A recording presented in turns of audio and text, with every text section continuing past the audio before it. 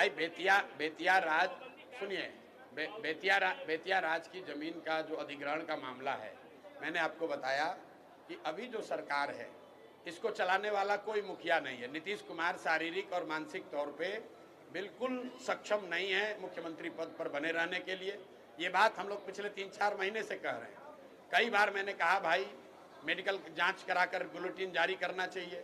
चलो वो नहीं मानोगे तो अपने मंत्री परिषद के सदस्यों का नाम बता दो तो भी हम लोग जान जाए कि आप स्वस्थ हैं।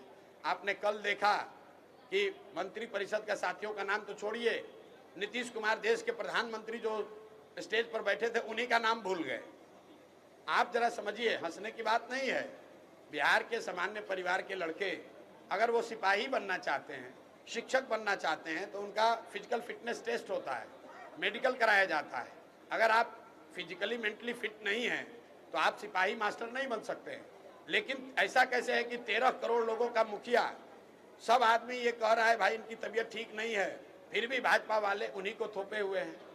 क्यों थोपे हुए हैं, ये आपके और समाज के चर्चा और उनके निर्णय का विषय है। मैं ऐसा समझता हूं कि चाहे बेतिया राज के अधिग्रहण का मामला हो, लॉ एंड ऑर्डर का मामला हो, या सरकार की ओवरऑल जो फंक्शनिंग है, इस सरकार का मुखिया शारीरिक मानसिक तौर पर फिट नहीं है। सरकार को मुख्यमंत्री नीतीश कुमार नहीं चला रहे हैं, 3-4 रिटायर्ड ब्यूरोक्रेट जो उनके सलाहकार है वो लोग चला रहा है, और 3-4 उगाही मंत्री है। मैं उनको कहता हूँ सब उगाही मंत्री है। जो 4-5 महीने बचे हुए हैं ये लोग लूटने में लगे हुए हैं। जिस सरकार का कोई मुखिया नहीं होगा उसमें इसी तरह के कानून बनेंगे, इसी तरह की गलतियां होंगी। आप देख रहे हैं कानून व्यवस्था की हालत, रोज मर्डर हो रहा है, रोज हंगामा हो रहा है। लेकिन आपने सुना कि नीतीश कुमार ने लॉ एंड ऑर्डर के रिव्यू के लिए कोई बैठक बुलाई है? क्यों नहीं बुलाया है? क्योंकि नीतीश कुमार को वो स्थिति ही नहीं है कि वो कोई बैठक बुलाए उसमें रिव्यू करे। आपने कोई नीतीश कुमार का पत्रकार वार्ता देखा पिछले 4-6 महीने में? आपने नीतीश कुमार को कोई भाषण देते सुना? भाई वो कागज लेके पढ़ रहे हैं, और जो पढ़ रहे हैं उसमें भी आधी बात गलत बोल रहे हैं। किसी के सर पर गमला रख दिया, किसी के कंधे पर हाथ रख दिया, किसी का नाम गलत बुला दिया। कभी राष्ट्र, ऐसा कैसे संभव है कि जो आदमी 20 वर्ष से मुख्यमंत्री है, राष्ट्रगान बज रहा है और आदमी ताली बजाने लगे बीच में? ये कोई नए व्यक्ति तो है नहीं। तो कहीं ना कहीं उनकी जो मानसिक हालत है वो स्वस्थ नहीं है। मानसिक तौर पर नीतीश कुमार स्वस्थ नहीं है, और मैं बिल्कुल इसको जिम्मेवारी से कह रहा हूं, अगर वो स्वस्थ हैं तो मेडिकल जांच कराइए, मेडिकल बुलेटिन जारी करा दीजिए। नहीं करा सकते हैं, अपने जितने मंत्री परिषद हैं, मंत्री परिषद के साथी है, कैमरे पर आकर उसका नाम बता दीजिए। अगर वो भी नहीं करना, आपने जो 5 आपके फेवरेट अफसर हैं वो अफसरों का नाम बता दीजिए कैमरा पर। नीतीश कुमार को कोई बात याद नहीं है, ज्यादातर बात याद नहीं है। जो लोग लिख कर देते हैं वही वो पढ़ते हैं।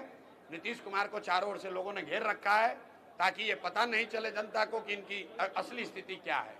बेतिया राज की जमीन का अधिग्रहण का मामला सरासर गलत है, क्योंकि जो ऑलरेडी जमाबंदी हो गया, जिस जमीन का रसीद कट गया, उसका आप कैसे अधिग्रहण फिर से कर लीजिएगा? लेकिन यह मामला सिर्फ बेतिया राज का जमीन का नहीं है। पूरे बिहार में 1/3 से ज्यादा जमीन का लैंड का ओनरशिप डिस्प्यूटेड है।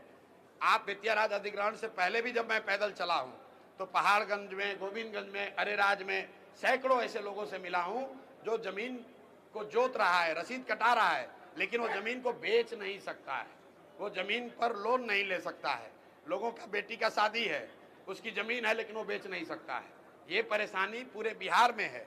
मैंने आपको पहले ही कहा कि जमीन भूमि सुधार के मामले पर जनसुराज पहले ही राज्यव्यापी एक आंदोलन चला रहा है, और बेतिया राज अधिग्रहण का जो पूरा कानून आया है सरासर गलत है, और हम लोग उसके विरोध में खड़े हैं।